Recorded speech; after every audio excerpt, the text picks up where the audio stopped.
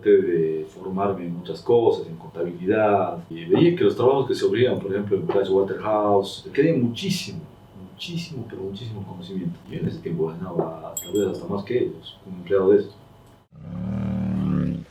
Bueno, vamos a empezar la entrevista. Primero que nada, ¿cuál es tu nombre? Aldo. Sí. Se me llama Aldo.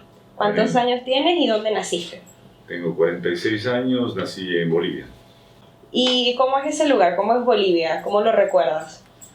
Bolivia, tal vez en lo geográfico, es un lugar diverso. Tiene muchos climas bastante interesantes de ese aspecto que uno puede disfrutar. Un lugar difícil para la vida, y esa fue mi razón por la que vine para Argentina. ¿Por qué le pareció difícil? Era muy difícil el conseguir trabajo, el poder tener una vida digna. Era bastante complicado. No había mucho trabajo, pagaban muy poco, o directamente había gente que hacía trabajar a uno y no le pagaba. ¿Cuándo vino para acá? Yo vine, la primera vez vine en el año 2000. Bien. Me fui el 2003 y retorné en 2007. Me quedé aquí desde 2007 hasta ahora. O sea, que usted estuvo para el 2001, para la crisis del 2001. Sí. ¿Cómo la vivió? Y fue interesante porque yo vivía en la calle en ese tiempo, así que pude ver de primera mano todo. Vivía en la zona del Congreso, entonces pude ver todo lo que pasó ahí de primera mano. ¿Qué pudo ver? La revuelta, los enfrentamientos con la policía, las muertes, los saqueos a los supermercados, a cualquier negocio, la gente, su desesperación haciendo todo tipo de cosas, tratando de obtener cualquier cosa valiosa de cualquier lado. La gente estaba así, ¿no? Necesitaba hacerse de algo, porque había perdido todo en esos días. Pero estaba bien, yo veía eso, ¿no? Era un espectador más que nada.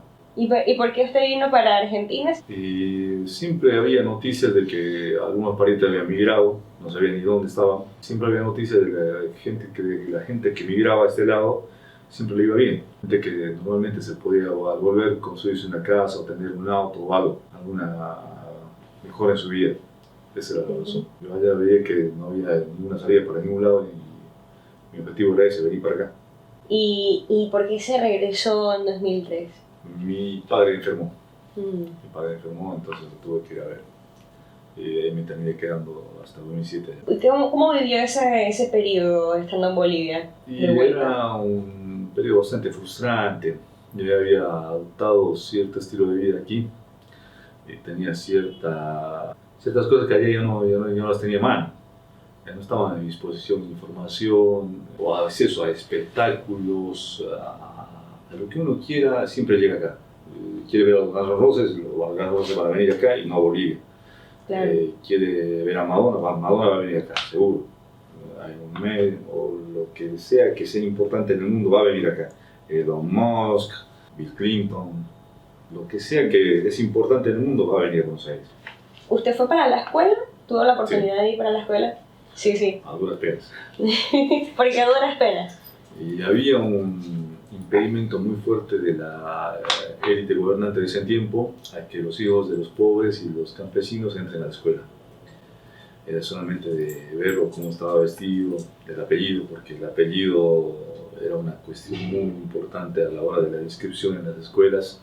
Ellos fijaban si el apellido no era un apellido indígena. Si ellos detectaban que había un apellido indígena o que había nacido en la zona rural, se acabó, no pasaba.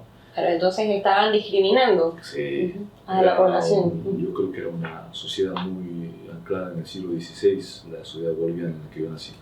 Entonces usted es indígena. Sí. Sí. ¿Y cómo lograron sus padres que usted pudiese estudiar entonces, a pesar de la discriminación? Mi padre era una persona muy inteligente, y entonces él fraguó un documento falso, entonces escondió mi verdadero apellido y puso otro apellido castellano, suprimiendo mi apellido indígena. Eso hizo. Entonces, ¿hasta qué nivel usted pudo llegar de la escuela? O sea, ¿usted llegó primaria, secundaria? Yo fui a la universidad. Sí, ¿y se graduó? Sí. ¿De qué carrera estudió? Abogado. ¿Y a usted le gustó? No. ¿No? ¿Por qué? El ambiente en la universidad era un ambiente muy siniestro.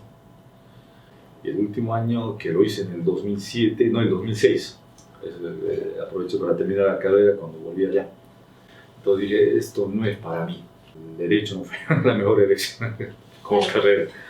Me hubiese gustado ser médico, mucho más útil para mí mismo, para los demás, para el mundo. ¿Y por qué eligió estudiar Derecho entonces?